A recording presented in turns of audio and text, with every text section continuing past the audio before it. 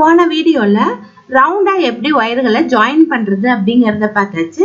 இந்த வீடியோல அதை எப்படி இன்க்ரீஸ் பண்ணிட்டு வர்றது அப்படிங்கறத பார்க்கலாம். ஹலோ ஃப்ரெண்ட்ஸ், இது பிளாஸ்டிக் ஒயர் கூடை சேலஞ்சஸ் 20 days சேலஞ்சில் 8th டே தான் பார்த்துட்டு இருக்கோம். இதுல ரவுண்ட் கூடையில எப்படி இன்க்ரீஸ் பண்றதுங்கிறத பார்க்கலாம். இனி அடுத்த ஸ்டெப் என்ன பண்றோம் அப்படின்னா, மேல ஒவ்வொரு நாட்லயும் 2 ஒயர் இருக்கு. 2 ஒயர்ல ஒரு நாட்ல இருந்து ஒரு ஒயர் எடுத்துக்கணும், அதுக்கு பக்கத்து நாட்ல இருந்து ஒரு ஒயர் எடுத்துக்கணும். ஃபர்ஸ்ட் நாட்ல நம்ம ரைட் சைடு ஒயர் எடுத்தோம்னா அதுக்கு பக்கத்து நாட்ல லெஃப்ட் சைடு இருந்து ஒயர் எடுத்துட்டு ரெண்டையும் சேர்த்து நம்ம நாட் போட்டு வரணும். சேம் கிராஸ் நாட் தான் போடணும். இந்த மாதிரி நாட் போட்டு வரும்போது அந்த இடத்துல கேப் நமக்கு முக்கோண வடிவத்துல கிடைக்கும். ஓகேயா? இந்த மாதிரி சுற்றிலும் போட்டு வந்துடணும்.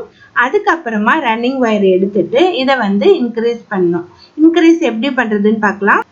ரன்னிங் ஒயர் எடுத்துட்டு இந்த ஒயருடைய மெஷர்மெண்ட் எடுத்துட்டு ஒவ்வொரு நாட்லயும் 2 ஒயர் இருக்கு இல்லையா, 2 ஒயர்லயும் நம்ம நாட் போடணும்.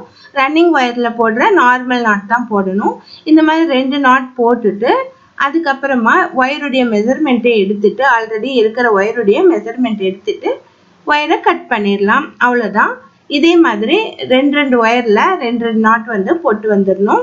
அதுக்கப்புறம் ரன்னிங் ஒயர்கள் மீட் ஆகுது இல்லையா, அந்த இடத்துல நாட் போட்டுக்கலாம். அவ்வளோதான். இந்த மாதிரி சுற்றி வர போட்டு வரும்போது நமக்கு ரவுண்டு கூட இன்க்ரீஸ் ஆயிட்டு வரும்.